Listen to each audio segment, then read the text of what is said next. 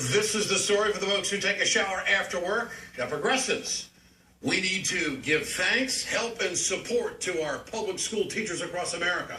And in the state of New Jersey, Governor Chris Christie, well, he has a different idea. At a rally over the weekend, it happened again. A teacher in his state asked, why do you continue to spread the myth that our schools and teachers are failing? Christie answered in what's become his trademark way, a tirade, as shown in this photo. Look at this guy's face. Look at that. I mean, be a leader of people. Now, this is nothing new for the governor of New Jersey. The man acts like a schoolyard bully at nearly every campaign event. You know what? And you know what? And you know what? Let me tell you this. You know what? It's people who raise their voices and yell and scream like you that are dividing this country. If what you want to do is put on a show and giggle every time I talk, well, then I have no interest in answering your question. I can go back and forth with you as much as you want. And let me tell you something. After you graduate from law school, you conduct yourself like that in a courtroom, your rear end's going to get thrown in jail, idiot. Really? You know, something may go down tonight, but it ain't going to be jobs, sweetheart. Melissa Tomlinson, an elementary school teacher who also runs an after-school program, asked, I think, a very fair question of the governor.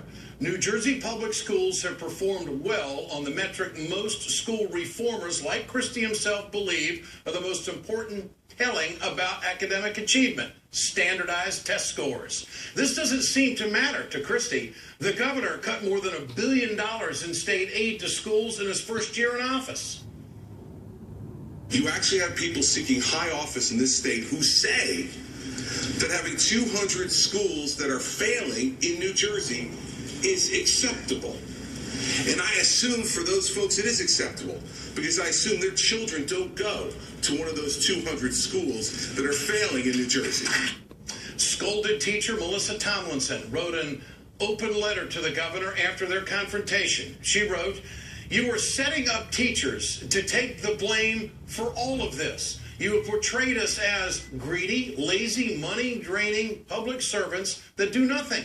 I invite you to come do my job for 1 week, Governor Christie. Melissa Tomlinson joins us tonight here on The Ed Show. Ms. Tomlinson, I appreciate your time tonight.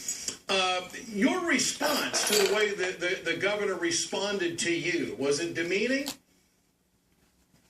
My response or his response to me? I mean, how do you feel now that you have had this exchange with the governor of New Jersey, who has cut 6,000 teachers and $1 billion out of the budget, claiming that he is a big advocate of fixing public schools? You go back at him and say that he's blaming the teachers.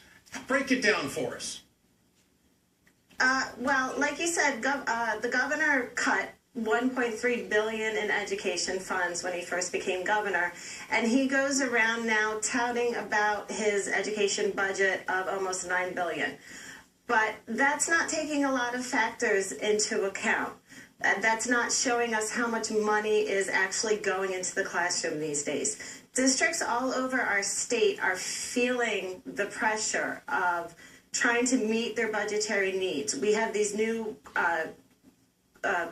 Common Core state standards coming out, which are absolutely draining our budgets. They haven't been validated. They haven't been researched. It's starting to show that they are developmentally inappropriate.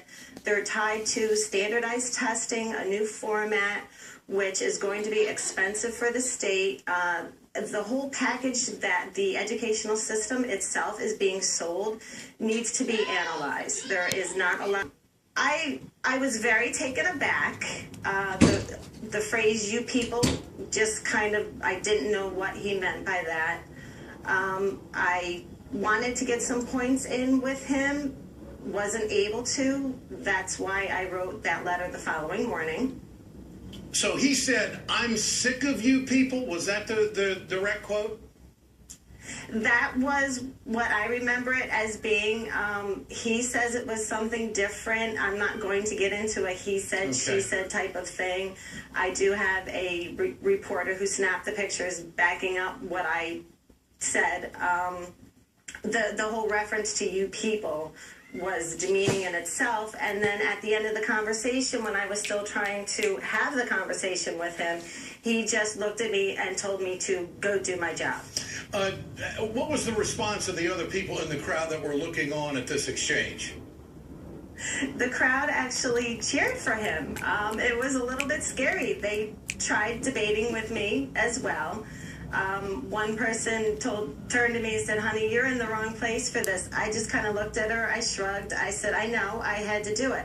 People need to understand this is my life. This is teachers' lives. This is their passion, and all of us need to start voicing that and start standing up for what we know is right in education. Do you think the governor will respond to your letter in any way? I believe that there was some type of response out there. Some of my friends at the Badass Teachers have told me of some things. I really haven't been able to get online too much today. I was in the classroom all day. All right.